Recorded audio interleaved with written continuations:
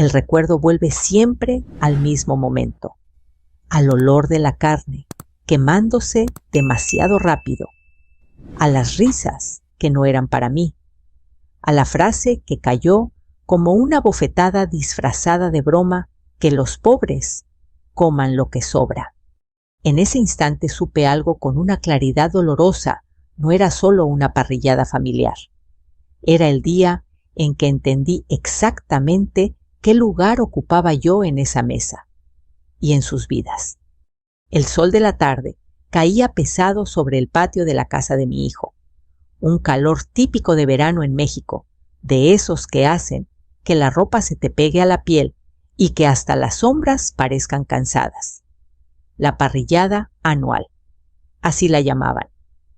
Una tradición, decían. Para mí siempre había sido una prueba de resistencia. Las brasas crepitaban bajo la parrilla, mientras el humo subía lento, mezclándose con el olor de la carne, la cebolla asada y el chorizo. Mi nuera caminaba de un lado a otro con soltura, como si aquel patio fuera un escenario que le pertenecía, dando órdenes suaves, sonriendo lo justo. Aquí las servilletas, allá las salsas. No gritaba, no hacía falta. Todos sabían que ella mandaba. Yo estaba sentada en una silla de plástico a un lado, con las manos apoyadas sobre mi bolso, observando, siempre observando.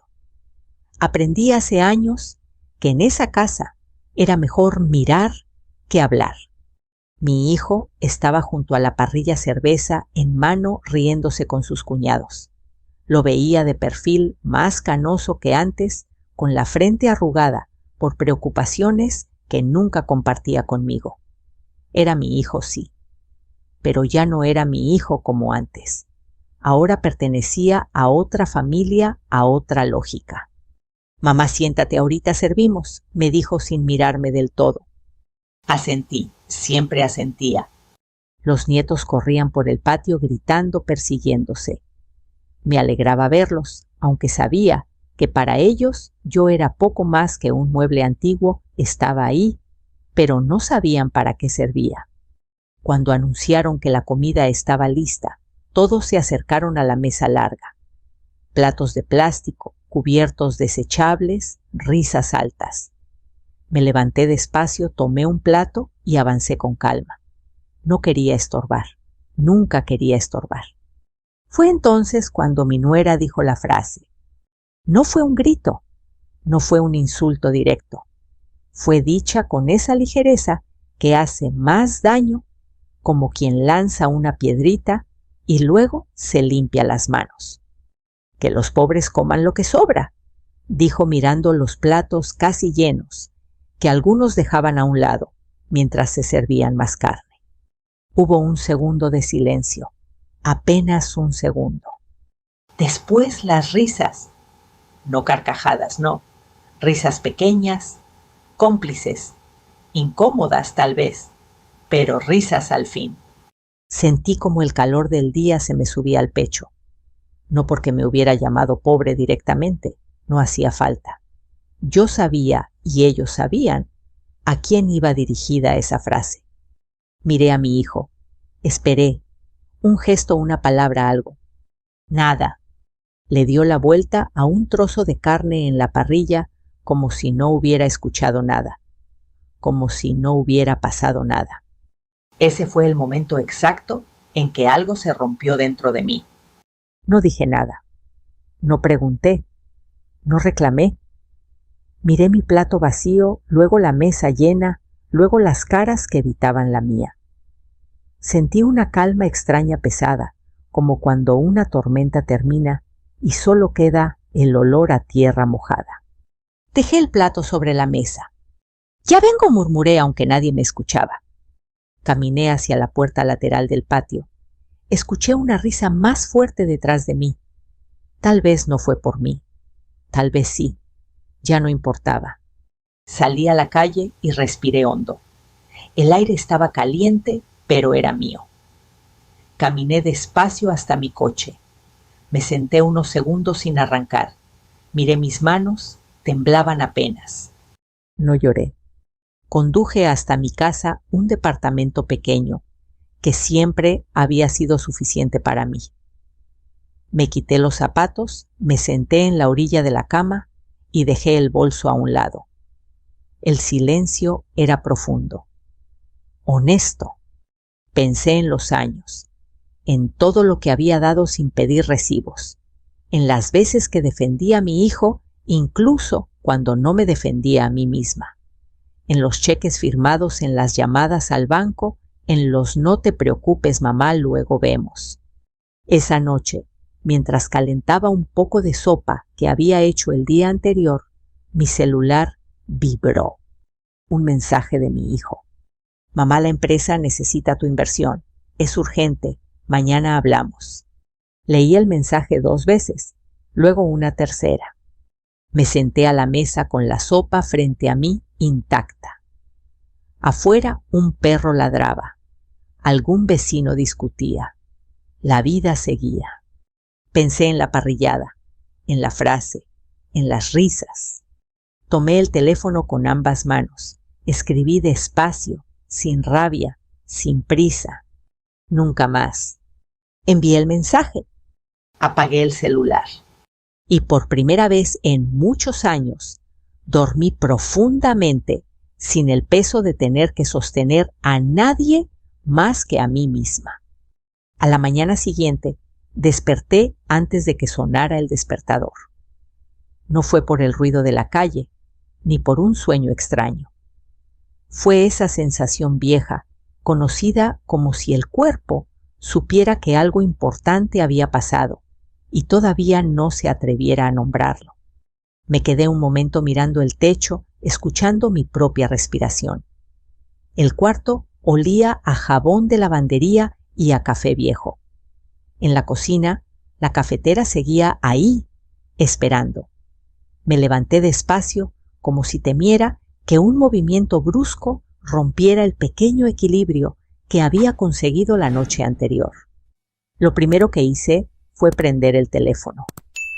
No por ansiedad, por costumbre, por esa costumbre de madre de estar disponible aunque nadie esté disponible para una. Había 6 llamadas perdidas, 2 de mi hijo, 3 de mi nuera, una de un número desconocido. No devolví ninguna. Dejé el celular boca abajo sobre la mesa, como quien aparta una carta que no quiere abrir todavía. Preparé café. El olor llenó el departamento cálido familiar.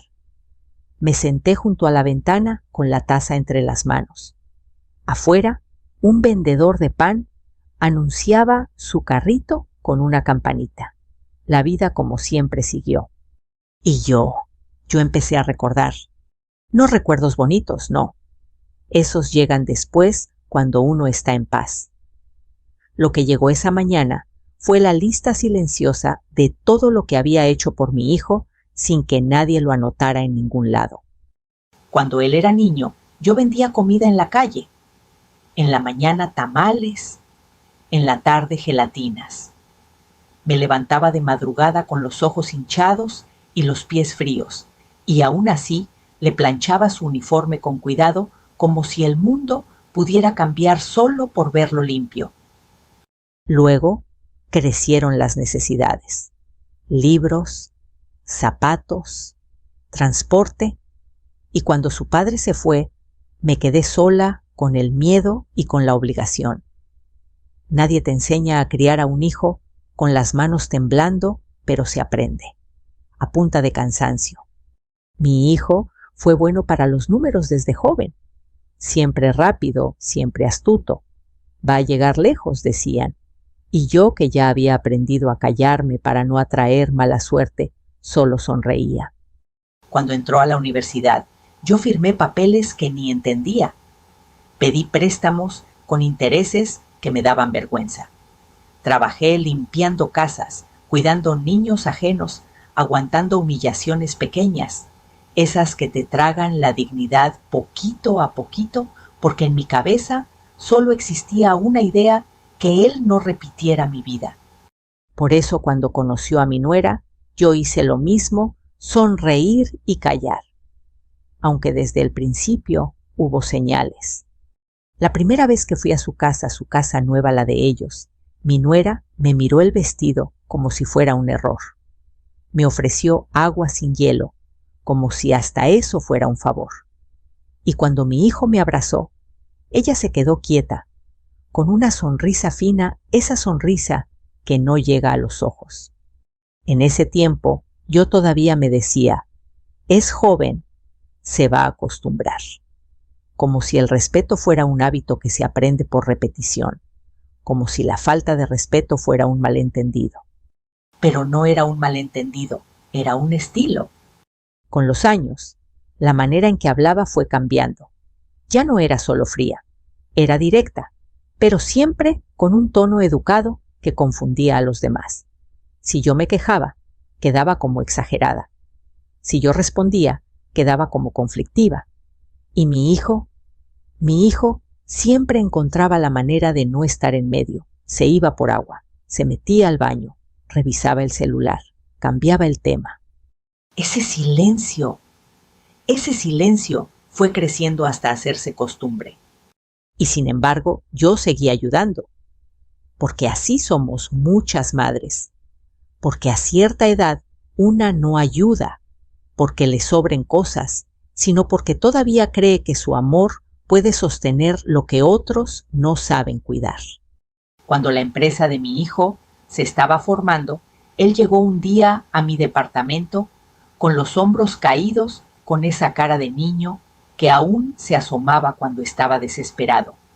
Mamá, es que si no compro ese equipo me quedo atrás, y si me quedo atrás ya no levanto. Me explicó lo de los contratos, lo de los clientes, lo del crecimiento. Yo entendí lo básico.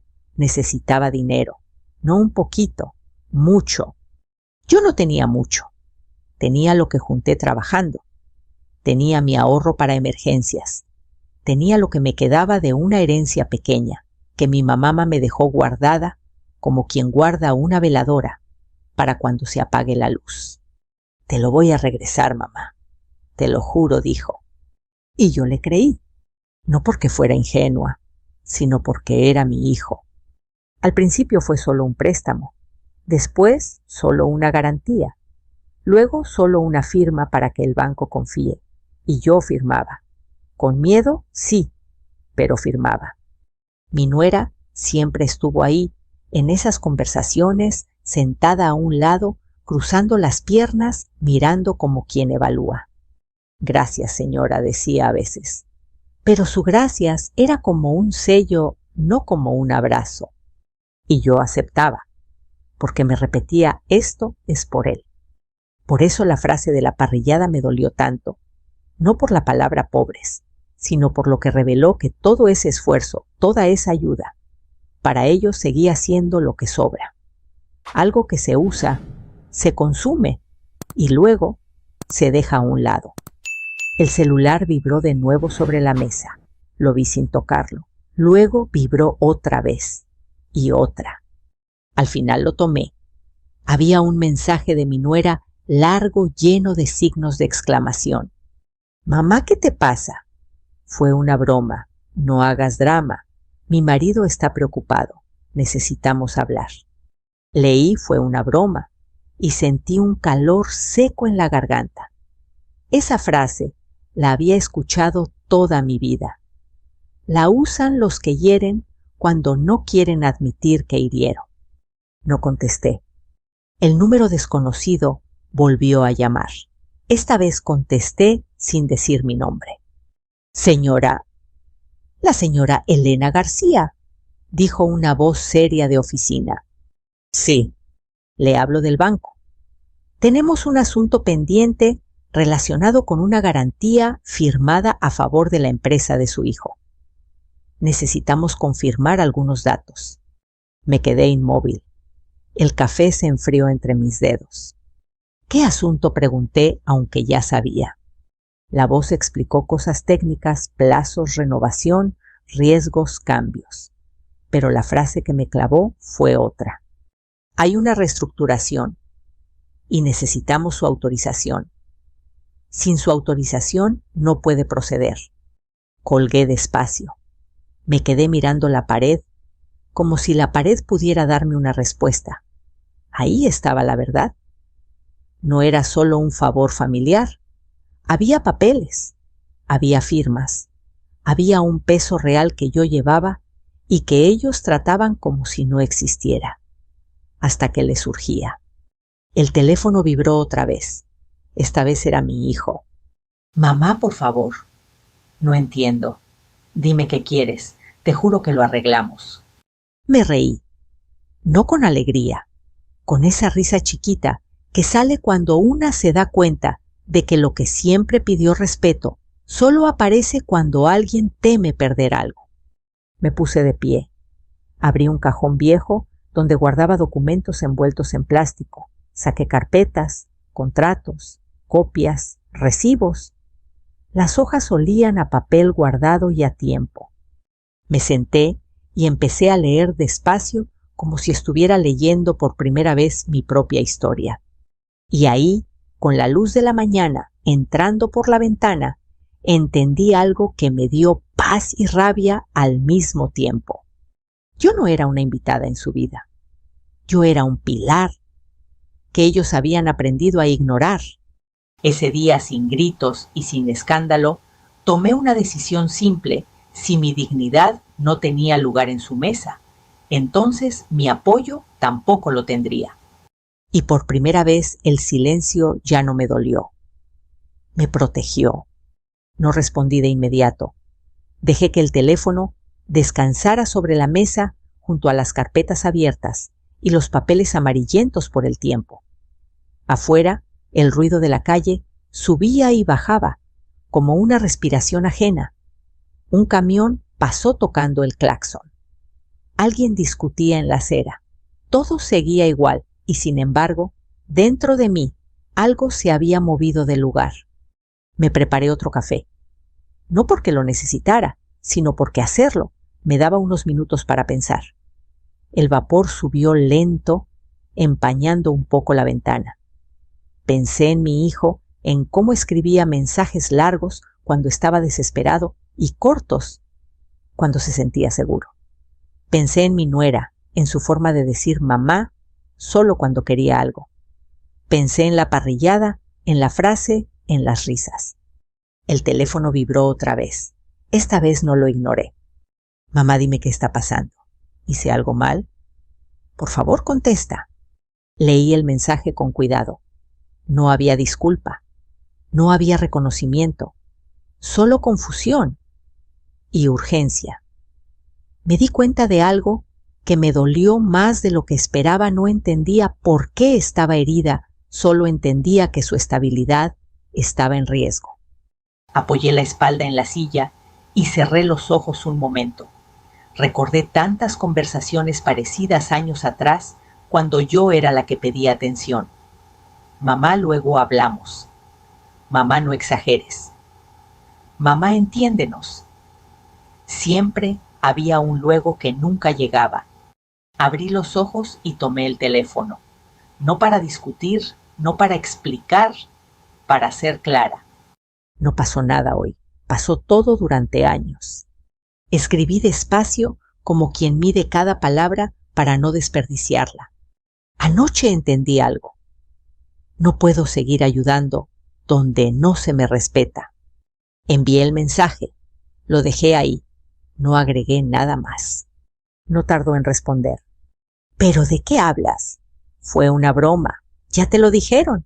No puedes reaccionar así por una tontería. Sonreí cansada. Esa palabra otra vez. Tontería. Así llamaban a todo lo que no querían enfrentar. Apagué el teléfono. Me levanté y fui al closet. Saqué una bolsa grande y empecé a guardar documentos con calma, contratos de préstamo, estados de cuenta, cartas del banco. No era una mudanza, era una preparación. Como cuando una se organiza antes de un viaje largo, sabiendo que no volverá pronto. Mientras acomodaba los papeles, me vino a la mente una escena de años atrás. Mi hijo joven, sentado en esa misma mesa donde ahora yo revisaba documentos. Tenía los ojos brillosos llenos de sueños. Mamá, esto es solo el principio. Cuando me vaya bien, tú no te vas a preocupar por nada. Yo había reído orgullosa. Nunca le dije que no esperaba nada a cambio. Solo respeto, solo un lugar digno. El sonido del timbre me sacó del recuerdo. Me sobresalté. No esperaba visitas. Miré por la mirilla, era mi nuera. De pie, brazos cruzados, el rostro tenso. Detrás mi hijo mirando al suelo. No abrí. Escuché cómo tocaba de nuevo más fuerte. Mamá, sabemos que estás ahí, dijo ella, con esa voz controlada que usaba cuando estaba molesta. Tenemos que hablar. Me apoyé contra la puerta. Sentí el frío de la madera en la espalda. Por un segundo estuve tentada a abrir, a explicar, a arreglar. Esa tentación vieja de madre que cree que todo se puede solucionar con palabras. Pero recordé la mesa, el plato, la frase. No abrí. Esto es muy inmaduro, continuó ella. No puedes dejarnos así justo ahora. Justo ahora. Ahí estaba. No nos lastimaste, no te lastimamos. Solo nos dejaste así. Mi hijo habló entonces con voz baja. Mamá, por favor, solo dinos qué quieres. Respiré hondo. Me acerqué a la puerta sin abrirla. Quería respeto, dije clara. Y eso no se pide cuando ya es tarde. No respondieron de inmediato. Escuché cómo se movían, cómo se miraban entre ellos, aunque no los veía. Finalmente, mi nuera habló otra vez. No exageres, nadie te faltó al respeto. Sentí una presión en el pecho, no de rabia, de tristeza, porque entendí que no lo verían. No ahora. Ya no tengo nada más que decir, respondí. Todo lo demás es con los abogados. Hubo un silencio largo, luego pasos alejándose, el ascensor cerrándose. Me quedé quieta, escuchando hasta que el edificio volvió a su sonido normal. Volví a la mesa y me senté. Mis manos estaban firmes, no temblaban. Eso me sorprendió. Encendí el teléfono. Tenía varios mensajes nuevos. No los leí. Abrí el correo electrónico y busqué el contacto que había guardado años atrás, casi olvidado el contador que me ayudó cuando firmé los primeros papeles. Luego el abogado que revisó los contratos por si acaso. Escribí un correo sencillo. Necesito revisar mi situación legal con los préstamos y garantías a la empresa de mi hijo. Quiero proceder de forma clara y definitiva. Lo envié. Después escribí otro. Por favor, comuníquese con el banco. Quiero retirar mi garantía conforme a lo que marca el contrato. No era una amenaza, no era un castigo, era un acto administrativo, limpio, legal. Me quedé mirando la pantalla un momento antes de cerrarla. Pensé en lo irónico de todo. Durante años yo había sido la mamá, la que ayuda, la que apoya, la que no se mete. Y ahora, cuando actuaba como adulta responsable, como alguien que protege lo suyo, me llamaban exagerada. El teléfono vibró de nuevo. Esta vez no era un mensaje, era una llamada del banco. Contesté. Señora García, dijo la misma voz del día anterior. Recibimos su solicitud. Queremos confirmar que entiende las consecuencias. Las entiendo, respondí. Las he entendido desde hace años. Hubo un breve silencio al otro lado. Entonces procederemos según lo indicado. Colgué y dejé el teléfono sobre la mesa. Me levanté y abrí la ventana. El aire caliente entró mezclado con el olor de la calle. Cerré los ojos y respiré profundo. Por primera vez sentí algo que no había sentido en mucho tiempo: alivio. No sabía qué pasaría después. No sabía cómo reaccionarían. No sabía cuánto tardaría todo en resolverse. Pero sí sabía algo, con absoluta certeza: no iba a volver a sentarme en una mesa donde me ofrecían las obras y esperaban mi gratitud. Esa noche, antes de dormir, miré una foto vieja en mi buró. Mi hijo pequeño, sonriendo con los dientes chuecos y los ojos llenos de confianza. Pasé el dedo por el vidrio. «Te amo», susurré, «pero ya no voy a desaparecer por ti». Apagué la luz.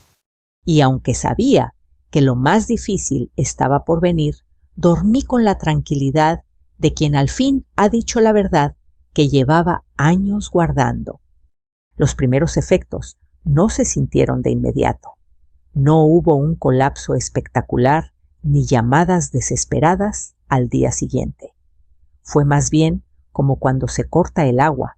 Poco a poco, al principio, nadie se da cuenta, hasta que un día abren la llave y no sale nada. 2 días después de mi correo, el abogado me llamó. «Señora García, ya revisé los contratos», dijo con voz calmada.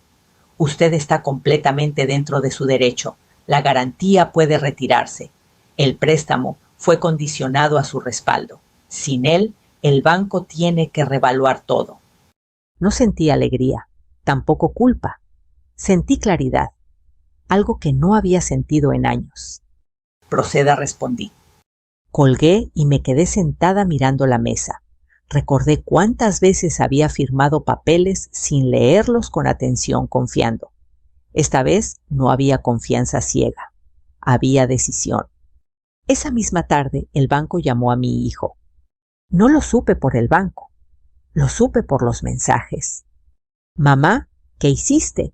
El banco está pidiendo documentos nuevos. Dicen que sin tu respaldo no pueden renovar». Leí los mensajes sin prisa, no contesté. 1 hora después llamó mi nuera. No contesté tampoco. Luego volvió a llamar, y otra vez. Al final dejó un mensaje de voz. «Esto ya se salió de control», decía con un tono que mezclaba enojo y miedo. «No tienes derecho a hacer esto sin avisar. Estás poniendo en riesgo todo lo que hemos construido». Todo lo que hemos construido. Pensé en esa frase, en cómo nunca decía todo lo que hicimos, porque en su versión de la historia yo no estaba incluida. Al día siguiente, el contador me llamó para explicarme los números con detalle. Me habló de flujos de deudas de plazos. Me dijo algo que ya intuía. Sin su garantía, el banco no puede seguir como antes. Van a congelar líneas de crédito. Eso afecta la operación diaria. Colgué y me quedé mirando por la ventana. Abajo, una mujer barría la banqueta con paciencia. Un niño pasaba en bicicleta. El mundo no se detenía porque la empresa de mi hijo estuviera en problemas. Eso también fue una lección. Esa noche tocaron a mi puerta. No miré por la mirilla. Sabía quién era. Reconocí la forma de tocar primero suave, luego más fuerte. Abrí. Mi hijo estaba ahí, con los hombros caídos. Detrás mi nuera, con los brazos cruzados y el rostro tenso. «Mamá», dijo él, «tenemos que hablar». Los dejé pasar, no por debilidad, por cierre. Se sentaron en el sillón. Yo me quedé de pie. «El banco nos está presionando», empezó mi hijo. «No entendemos por qué hiciste esto así de repente». «No fue de repente», respondí. «Fue después de muchos años». Mi nuera intervino rápido. «No puedes usar el dinero para castigarnos. Eso no se hace en una familia». La miré con calma, sin odio, sin miedo. «Yo no estoy castigando a nadie», dije. «Estoy dejando de sostener algo que no me reconoce». «Pero somos familia», alzó la voz. «Eso se habla». «Lo hablé muchas veces», respondí. Solo que nunca escucharon. Mi hijo bajó la mirada. «Mamá, si pierdo la empresa». No terminé de escucharlo. Levanté la mano despacio. «Tu empresa no se pierde por mí», dije. «Se pone en riesgo porque dependía de algo que nunca respetaron». Hubo un silencio pesado. Mi nuera respiraba rápido. Mi hijo se frotaba las manos. «¿Qué quieres?», preguntó él al fin. «Dinos qué quieres y lo hacemos». Esa pregunta la había esperado años. «Quería respeto antes», respondí. Ahora quiero tranquilidad. Mi nuera se levantó de golpe. Esto es injusto, dijo. Por una frase, por una broma. No fue una frase, la interrumpí. Fue una forma de verme. Y eso no cambia con disculpas tardías. Se quedaron callados. No sabían qué decir porque no había negociación posible. El dinero por primera vez no servía para tapar lo que faltaba. Se fueron sin despedirse. A la mañana siguiente, el banco convocó a mi hijo a una reunión urgente. Luego vino otra. Después, otra más. Los plazos se acortaron. Las condiciones cambiaron. Los proveedores empezaron a preguntar. Los empleados a murmurar. No porque yo llamara a nadie. No porque yo hablara mal. Sino porque cuando el dinero deja de fluir, la verdad empieza a notarse. Una semana después, mi abogado me llamó. La empresa está buscando otras opciones, me dijo. Inversionistas externos. Pero eso significa perder control. Sonreí apenas, no por venganza, por ironía. Durante años habían tenido control sobre mí sin pedir permiso. Ahora temían perder el suyo. Esa noche cené sola. Pan, queso, un poco de fruta. Nada especial, pero comí tranquila, sin risas falsas, sin frases venenosas. Pensé en algo que mi madre solía decir: el dinero no habla, pero cuando se va grita. Y ahora por fin estaban escuchando. Los días siguientes fueron una procesión silenciosa de mensajes y llamadas que no contesté, no por crueldad, sino porque ya había dicho todo lo que tenía que decir. El resto era ruido. Aprendí con los años que cuando una mujer mayor guarda silencio después de hablar claro, no es debilidad, es límite. Aún así vinieron. Primero fue mi hijo. Llegó un martes por la tarde, cuando el sol empezaba a bajar, y el edificio se llenaba de sombras largas. Lo vi desde la ventana caminar despacio, como si cada paso le pesara. Traía la misma camisa de la parrillada, ahora arrugada. Me dolió verlo así, pero no abrí de inmediato. Me senté en la mesa y esperé a que tocara. Tocó, una vez, luego otra. Abrí. Mamá dijo apenas: ¿puedo pasar? Asentí y me hice a un lado. No lo abracé, no me aparté, solo dejé espacio. Se sentó en el sillón y se quedó mirando el piso. Pasaron unos segundos largos antes de que hablara. No sabía que todo estaba tan amarrado a ti, dijo. Pensé que ya estaba resuelto. Pensaste que ya no importaba, respondí con suavidad. Levantó la vista. Sus ojos estaban rojos. No quise decir eso. Lo sé, dije. Por eso duele más. Respiró hondo, como si fuera a llorar, pero se contuvo. Siempre se contenía. Así lo había criado a aguantar, a no molestar, a no pedir ayuda hasta que fuera urgente. El banco nos dio 30 días, continuó. Si no conseguimos respaldo, perdemos contratos. Hay empleados, familias. Yo también fui una familia que sostuvo, respondí. ¿Y no me viste? No respondió. Se quedó callado con las manos entrelazadas. En ese silencio vi pasar los años. Lo vi niño, lo vi joven, lo vi hombre. Y entendí algo doloroso. Había aprendido a vivir sin preguntarse de dónde venía el piso que pisaba. Mamá dijo al fin: si necesitas que te pidamos perdón. Lo miré a los ojos. No necesito que me pidan perdón. Ahora dije. Necesitaba que me respetaran antes. Asintió derrotado. Se levantó despacio. Ella va a venir, dijo. Quiere hablar. No contesté. Vino al día siguiente. Mi nuera llegó con un vestido formal, el cabello perfectamente arreglado, como si fuera a una cita importante. Tocó con firmeza, sin rodeos. Abrí. Buenas tardes, dijo. ¿Podemos hablar La dejé pasar. Se sentó derecha con las piernas cruzadas. Yo me senté frente a ella. No vine a pelear, empezó. Vine a arreglar esto. Esto no se arregla, respondí. Se entiende. Y ya. Frunció el ceño. No puedes tirar todo por la borda por un comentario, dijo. Fue desafortunado, sí, pero no era para ti. Siempre es para alguien, respondí. Y esta vez fui yo. Suspiró impaciente. Mira, dijo, te lo digo claro. Sin tu respaldo, perdemos todo. Eso es lo que quieres. Pensé unos segundos antes de responder, no porque dudara, sino porque quería ser justa. No quiero que pierdan todo, dije. Quiero no perderme yo. Se quedó en silencio. Por primera vez desde que la conocía, no tenía una respuesta rápida. Sus manos se movieron nerviosas. ¿Qué necesitas para cambiar de opinión?, preguntó.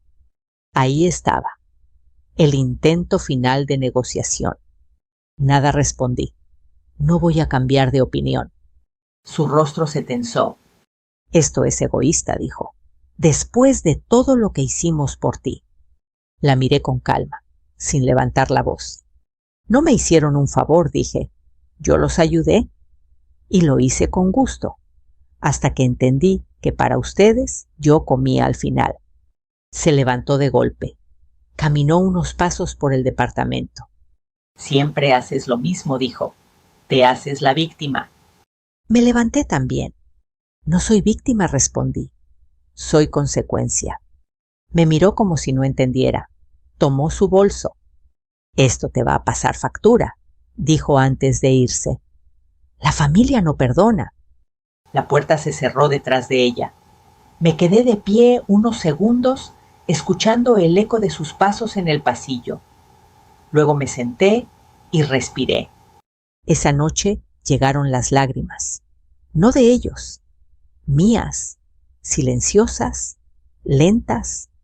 No eran de arrepentimiento, eran de duelo, porque soltar también duele incluso cuando es necesario. 2 días después, mi teléfono sonó. Era mi hermana. Me hablaron, dijo. Están desesperados. Lo sé. Dicen que te volviste fría. Sonreí con tristeza. Me volví clara. Colgué y miré alrededor. Mi casa, mis cosas, mi paz. Afuera el mundo seguía. Adentro algo se acomodaba. Las visitas habían terminado, las lágrimas también. Lo que venía después ya no dependía de mí. Y por primera vez en mucho tiempo, eso no me daba miedo. El silencio volvió a instalarse después de las visitas. No fue un silencio vacío, sino uno lleno de ecos palabras, que no se dijeron miradas, que evitaron las mías decisiones, que ya no tenían marcha atrás. Pasaron los días, y aunque yo seguía con mi rutina, despertar temprano, hacer café, regar las plantas del balcón, sentía que algo afuera se estaba desmoronando lentamente. No tuve que preguntar para saberlo. Las noticias me llegaron solas, como siempre pasa en las familias. Una llamada de una prima, un mensaje de una vecina que solo quería saber cómo estaba todo. Comentarios envueltos en preocupación que en el fondo eran curiosidad. La empresa está mal, me dijo mi hermana una tarde. Muy mal. No respondió cuando le pregunté cómo lo sabía. No hacía falta. En un pueblo, en una familia, los problemas nunca son realmente privados. Supe que el banco había congelado una línea de crédito importante, que los proveedores empezaron a exigir pagos adelantados, que un contrato grande se había detenido hasta nuevo aviso. Palabras elegantes para decir que la confianza se estaba agotando. Mi hijo empezó a llamar menos. Cuando lo hacía, su voz sonaba cansada, opaca. Ya no pedía, informaba, como si contarme lo que pasaba fuera una forma de alivio. Estamos buscando inversionistas, me dijo una noche. Gente de fuera. Eso cambia muchas cosas, respondí. Sí, dijo. Pero no hay opción. Colgamos sin despedirnos. Pensé en lo irónico de todo. Durante años, ellos habían tenido a alguien de dentro sosteniéndolos sin cuestionar, sin exigir reconocimiento. Ahora, al buscar ayuda afuera, tendrían que rendir cuentas, mostrar números, aceptar condiciones, escuchar órdenes. Eso también era una pérdida. Una mañana, mientras hacía el mercado, me encontré con un antiguo empleado de la empresa. Me saludó con respeto, con esa mezcla de incomodidad y lealtad que tienen quienes saben más de lo que dicen.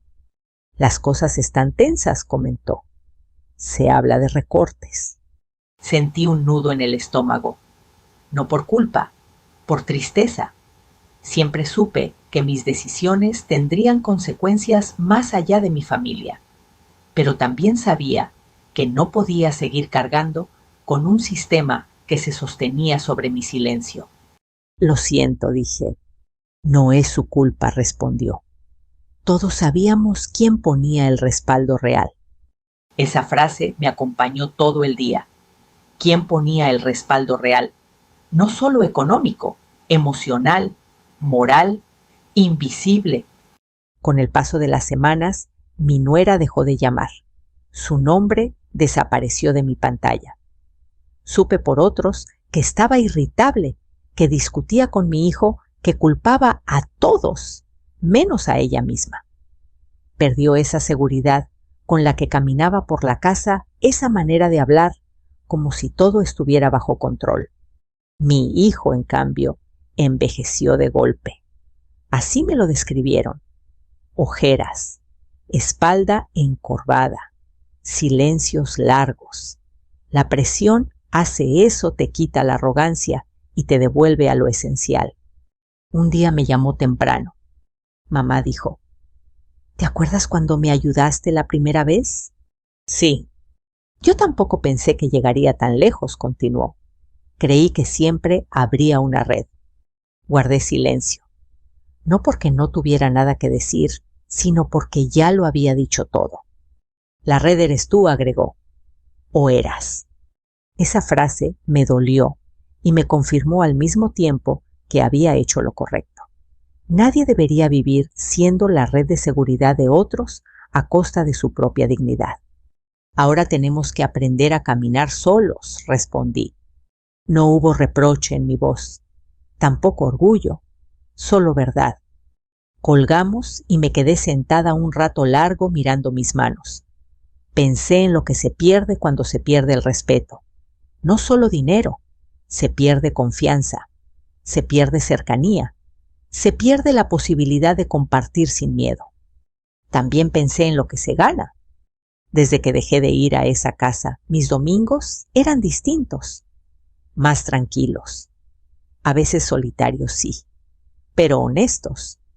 Cocinaba para mí, leía, caminaba sin prisa. Ya no medía mis palabras ni mis gestos. Esa paz tenía un precio y lo había pagado. Una tarde encontré una carta en el buzón. No era de mi hijo, era del abogado. Me informaba que la empresa había aceptado condiciones con un grupo externo. Nuevos socios, nuevas reglas. El control familiar se diluía. Leí la carta 2 veces, luego la guardé en un cajón. No sentí triunfo, sentí cierre. Porque lo que realmente se había perdido no era una empresa. Era una ilusión, la de que el amor familiar puede sobrevivir cuando se alimenta del desprecio. Esa noche me senté en el balcón con una taza de té. El cielo estaba claro, las luces de la calle encendidas. Pensé en todo lo que había sostenido sin darme cuenta de cuánto me costaba. Y comprendí algo importante: perder también es una forma de ordenar la vida. A veces hay que dejar que las cosas caigan para ver qué queda en pie. Yo seguía en pie, y eso para mí ya era suficiente. El tiempo hizo lo que siempre hace, acomodó las cosas sin pedir permiso. No las arregló, no las volvió bonitas, pero las puso en su lugar. Pasaron meses. El calendario avanzó sin preguntar si yo estaba lista. Y poco a poco la vida se fue volviendo más silenciosa y más mía. Mis mañanas ya no empezaban con sobresaltos ni con el teléfono vibrando. Empezaban con luz, con el sol entrando por la ventana y el sonido de una cafetera vieja que ya sabía exactamente cuánto tardaba en hervir. Me sentaba a la mesa con una libreta y anotaba cosas simples: comprar pan, llamar a una amiga, regar las plantas. Nadie dependía de mí para sobrevivir, y yo, por primera vez, tampoco dependía de la aprobación de nadie. Un domingo, mientras caminaba por el mercado, me encontré con una vecina que hacía tiempo no veía. «¿Te ves diferente?», me dijo. «Más tranquila». Sonreí. No supe qué responderle, porque tenía razón, pero explicarlo habría tomado demasiado tiempo. ¿Cómo se explica la paz que llega cuando una deja de justificarse? Mi hijo llamó semanas después. No era una llamada urgente, no había prisa en su voz. «Mamá, solo quería saber cómo estás». Esa frase tan sencilla me conmovió más que cualquier disculpa elaborada. Le respondí con la verdad. «Estoy bien». «Me alegra», dijo. «¿De verdad?». Hablamos poco, del clima, de cosas pequeñas. No mencionó la empresa, yo tampoco. Al despedirnos, hubo un silencio breve. «Quería decirte algo», agregó. «He estado pensando mucho». Esperé. «No entendí a tiempo lo que significaba respetarte», dijo. «No supe verte». Cerré los ojos un instante, no por dolor, por reconocimiento. «Gracias por decirlo», respondí. «Eso importa». No hablamos de perdón. No hacía falta. A veces entender es más importante que reconciliar. Mi nuera no volvió a aparecer. Su nombre dejó de circular en las conversaciones familiares. Supe por otros que seguía molesta, que hablaba de traiciones y exageraciones. Ya no me dolía. Comprendí que algunas personas solo saben mirar el mundo desde el lugar donde están paradas. Y yo ya no estaba ahí. Un día encontré una caja vieja mientras ordenaba el closet. Dentro había cartas, fotos, recibos. Mi vida entera resumida en papeles. Vi a la mujer que fui joven, cansada, esperanzada. Vi todo lo que había dado sin pedir nada a cambio. Cerré la caja con cuidado y la devolví a su lugar. No para olvidarla, para honrarla. Me di cuenta entonces de algo esencial. No me había vuelto dura, me había vuelto clara. Y la claridad a cierta edad es un regalo que una se hace a sí misma. A veces por la noche pensaba en aquella parrillada, en la frase, en las risas. Ya no me ardía el pecho, ya no revivía el momento con rabia, lo veía como un punto de quiebre necesario, el instante exacto en que dejé de sentarme a una mesa donde mi dignidad no tenía lugar. No me hice rica cuando retiré mi apoyo, me hice rica cuando dejé de pagar con mi dignidad, y esa riqueza nadie me la podía quitar. Si llegaste hasta aquí, tal vez esta historia tocó algo en ti. Tal vez te recordó una comida familiar donde te sentiste invisible. Tal vez una frase de broma que dolió más de lo que se quiso admitir. Tal vez un silencio que pesó demasiado tiempo. Quiero decirte algo desde este lugar de calma: no estás exagerando. El respeto no es un lujo, es la base, y nunca es tarde para poner límites, aunque duelan, aunque cambien todo. Si esta historia te hizo pensar, me gustaría leerte. Déjame un comentario y cuéntame desde dónde nos estás escuchando, qué parte resonó contigo. Aquí compartimos historias todos los días. Historias de vida real, de dignidad, de decisiones difíciles que transforman destinos. Si no quieres perderte ninguna, te invito a suscribirte. Acompáñanos en este espacio donde las voces que fueron calladas por años, por fin se escuchan. Sigamos este camino juntos, con respeto, con verdad, con humanidad.